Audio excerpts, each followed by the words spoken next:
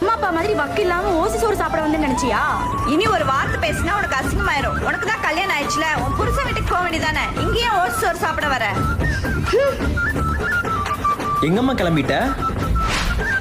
நீ வாமா. சத்யா, என் தங்கச்சி அவ வீட்டுக்கு போக சொன்னியா? இல்லங்க, அவதான் எங்க அம்மா அப்பாவை. டேய், எதுவா வேணா இருக்கட்டும் டி. நீ எப்படி என் தங்கச்சி வெளியே போக சொல்லலாம்? நான் அப்படிதான் சொல்லுவேன். இது என் வீடு.